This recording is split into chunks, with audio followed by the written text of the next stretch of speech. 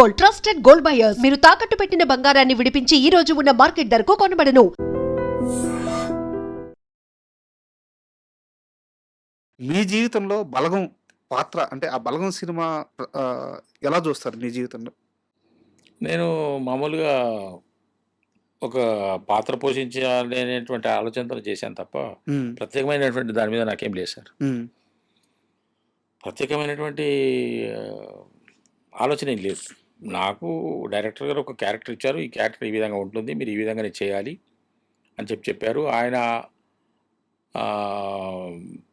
సూచన మేరకు నేను ఆయనను సంతృప్తిపరిచే విధంగా చేశాను. హ్మ్. దాని రిజల్ట్స్ మీరు చూస్తున్నారు కానీ నేను నా వర్క్ మాత్రమే నేను చేశాను సార్. నాలో ఎలాంటి ఫీల్ లేదు. హ్మ్. అంటే అంత పెద్ద హిట్ అవుద్దని గాని ముందు ఊహించడం అలాంటివి ఏం జరగలేదు. మేము 2 అనుకున్నాం సార్. ఆ! కనెక్ట్ అవ్వకపోతే 0. హ్మ్. కనెక్ట్ అయితే ఆపడం కష్టం అనుకున్నాం. సార్. కనెక్ట్ అయింది. హ్మ్. ముఖ్యంగా ఆ పాట క్లైమాక్స్ ఆ పాట అంటే అందరం అనుకోలేదు సార్. ఇది కలిసి ఒక దగ్గర కూర్చొని అనుకున్నది కాదు. హ్మ్. నా అభిప్రాయం నేను మనసులో అనుకున్నా. అదే. హ్మ్. అట్లా. ఆ పాట షూట్ చేసేటప్పుడు క్లైమాక్స్ పాట ఉంటది కదా సార్! అదే సినిమాని నిలబెట్టింది చాలా వరకు. ఆ పాట షూట్ చేస్తున్నప్పుడు ఏదన్నా మర్చిపోలేని ఒక ఇన్సిడెంట్ గాని ఏం జరగలేదు ఏం సార్. జరగలేదు. అది 3, 4 రోజులు షూట్ చేసాము. ఆ! అప్పుడో బిట్టు అక్కడ వాళ్ళని, ఇక్కడ వీళ్ళని హ్మ్. అదంతా పీసులుగా జరిగింది కాబట్టి హ్మ్. మేము కాకపోతే నాకు ఆ కొమరయ్య, కొమరమ్మ వాళ్ళిద్దరు హ్మ్. భార్యాభర్తలు. హ్మ్. కొమరయ్య చనిపోయాడు ఈ మధ్య. ఆ కొమరయ్య, కొమరమ్మ పాడుతున్న పాట వాళ్ళు కష్టపడుతున్న తీరు ఎందుకంటే వాళ్ళకి షూటింగ్ అనేది కొత్త కదా! సార్. వాళ్ళు మామూలుగా పాడుకుంటూ వెళ్ళిపోతుంటారు వాళ్ళ దూరంలో వాళ్ళు. అవును. కానీ ఇక్కడ పాడిందే పాడి, చెప్పిందే చెప్పి, చూసిందే చూసి దగ్గరికెళ్ళి అది కాదని మళ్ళీ అది చెప్పి మళ్ళీ ఇంకో టేక్ అని వాళ్ళకి ఎంత కొత్త. ఇవన్నీ నేను సామాన్యంగా ఎవరికీ ఆహ్, ఆయాచితంగా డబ్బులివ్వను నేను. హ్మ్. కానీ నాకెందుకో కొమరమ్మకి ఇవ్వాలనిపించింది ఆ రోజున. షూటింగ్ అయిపోయిన వెంటనే కొంత డబ్బిచ్చాను. సార్. మీ సొంత డబ్బులు. ఆ! ఆమె సంతోషపడింది. ఆ! అది నాకు అంటే ఆమె బాగా కష్టపడ్డది అన్న. కానీ వాళ్ళు అక్కడ పాడిన దానికన్నా కూడా ఇక్కడ స్టూడియోలోకొచ్చేసి దాన్ని రికార్డింగ్ చేసేటప్పుడు వాడిన కష్టం చాలా బాగుందని నాకు తర్వాత తెలిసింది. సార్. 3 రోజులు, 2 రోజులు రికార్డ్ చేసినట్టున్నారు. హ్మ్. అంటే రాజా గారు కొన్ని కాలం కలిసొస్తే, పరిస్థితులు అనుకూలిస్తే, దైవం అనుకూలిస్తే కొన్ని ఎలిమెంట్స్ కలుస్తాయి సార్ అట్లా. హ్మ్. అలాగా బలగం అనుకున్నది వేరు, అది రూపుదిద్దుకున్నది వేరు. ఆటోమేటిక్‌గా అలా జరిగిపోయింది. దాని దాని పిండి వేరు, హ్మ్. ఆ తర్వాత మారిన ఆకారం వేరు. రొట్టె వేరు. పిండి అదే. ఆ! సరే మనం ఏదో చపాతీయో, పుల్కానో, పరోటానో ఏదో అనుకున్నాం కానీ అది ఒక మంచి తీపి పదార్థం అయింది. పరమాన్నం అయిపోయింది.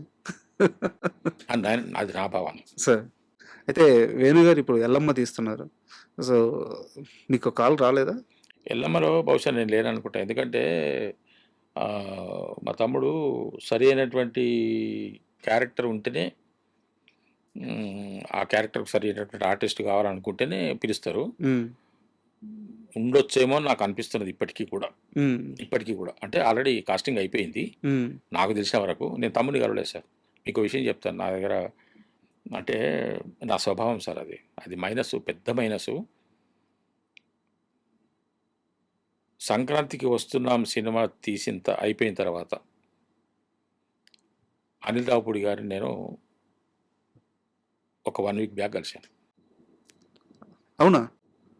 అది కూడా ఒక షోలో కలిశాను. అంటే మీకై మీరు కలవాలని ఎళ్లి కలిసింది కాదు. కాదు. అది చాలా మంది వెళ్తారు, కలుస్తారు, అవును. చేస్తారు కానీ నాకు అది వెళ్ళటము నాకెందుకో కరెక్ట్ కాదనిపిస్తది. నా మనసుకి. హ్మ్. నా మనసులో ఉన్నారు వాళ్ళు. ఎళ్లి కలవకపోతే వాళ్ళకి గుర్తుండాలి కదా మనం. అంటే నేను వీక్లీ సార్‌కి వాట్సాప్‌లో టచ్‌లో ఉంటాను. హ్మ్.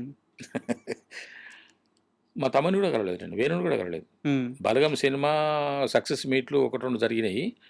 ఆ తర్వాత ఒకసారి శ్రీదేవి డ్రామా కంపెనీకి వాళ్ళు మల్లెమాల వాళ్ళు పిలిస్తే హ్మ్. వెళ్ళాను. వెళ్తే తమ్ముడు కనిపించాడు అక్కడ. అది తప్ప హ్మ్. నేను మళ్ళీ ఇంతవరకు కలవలేదు వేణుని. అది కూడా ఒక మైనస్ అవుతుందేమో. మైనస్ అవుతదేమో గానీ సార్ నేను దాన్ని మార్చుకోలేకపోతున్నా సార్. మనసుంటుంది నాకు వాళ్ళని కలవాలని గానీ డిస్టర్బ్ అవుతారేమో అని ఒక బాధ కలుగుతది సార్ అంతే. అంతే తప్ప వేరే ఉద్దేశ్యం కాదు. హ్మ్. ఎందుకంటే చెప్పాను కదా! నేను జీవితంలో గుర్తుంచుకోదగ్గ వ్యక్తులు వీళ్ళు. అటువంటి వాళ్ళని నేను ఎట్లా మర్చిపోతాను గానీ కలవకూడదని కాదు, వెళ్ళి కలవటం ఏమో ఎందుకులే మళ్ళీ వాళ్ళు ఏమనుకుంటారో అని అనిపిస్తుంది, అంతే తప్ప వేరేగా అసలు. అయితే మీ మొత్తం కెరీర్ చూసుకుంటే హ్మ్, భగవంత్ కేసరి అంటే మీరు ఇందాక ఇంటర్వ్యూ స్టార్టింగ్ ముందు మన ఇద్దరం మాట్లాడుకుంటా కూడా అనుకున్నాం. ఒక పెద్ద స్టార్ ఉన్నప్పుడు దాంట్లో క్యారెక్టర్ చేస్తే వచ్చే రీచ్ వేరని చెప్పేసి. భగవంత్ కేసరి మీ లైఫ్‌లో జరిగిన పెద్ద మ్యాజిక్ అనుకోవచ్చు. సో, అనిల్ రావిపూర్ గారి దృష్టిలో ఎలా పడ్డారు మీరు? తెలియదు సార్ నాకు. అదే చెప్పిన కదా, అన్ దేవుడు అనిల్ రావిపూడి గారికి ఏ సందేశం ఇచ్చారో, మరి ఏమని కబురు చేశారో తెలియదు కానీ, మరి వారి ఆఫీస్ నుంచి నాకు కాల్ వచ్చింది. మీరు అడగలేదా లేదు ఎప్పుడు? సార్, ఆ! లేదు సార్, ఆ! లేదు, లేదు. మా తమ్ముడి కొడుకు పెళ్ళి వాళ్ళు చెప్పిన డేట్‌లో ఆ! నేను మా ఊర్లో ఉన్నాను. హ్మ్. మా ఊర్లో మా చెల్లెలు, నేను, నా మిసెస్ ఇట్లా కూర్చొని మాట్లాడుకుంటున్నాం ఇంట్లో. నాకు కాల్ వచ్చింది. మేనేజర్ గారు ఫోన్ చేశారు. ఫోన్ చేసి, "మురళీధర్ గారు మీకు ఇట్లా షూటింగ్ ఉంటుందండి పలానా తారీఖుల్లో" అన్నారు.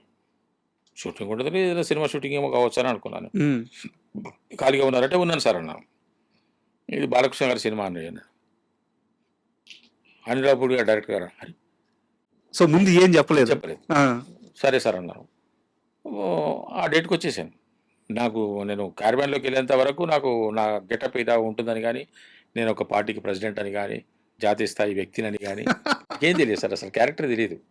పిలిచారు, వచ్చాను, వెళ్ళాను, మేకప్ అయ్యాను, కాస్ట్యూమ్ వేసుకొని కిందికి దిగుతుంటే డైరెక్టర్ గారు హ్మ్. ఎదురొచ్చారు. "నమస్కారం సార్" అన్నారు. తీసుకెళ్లారు, క్యారెక్టర్ చెప్పారు. ఆ రోజు జరిగింది. హ్మ్. ఇంకా సార్‌కు ఆ రోజున నేను కనెక్ట్ అయ్యాను. ఆ కనెక్టు నా గుండెలో బాగా సార్. కూర్చుండిపోయింది సార్.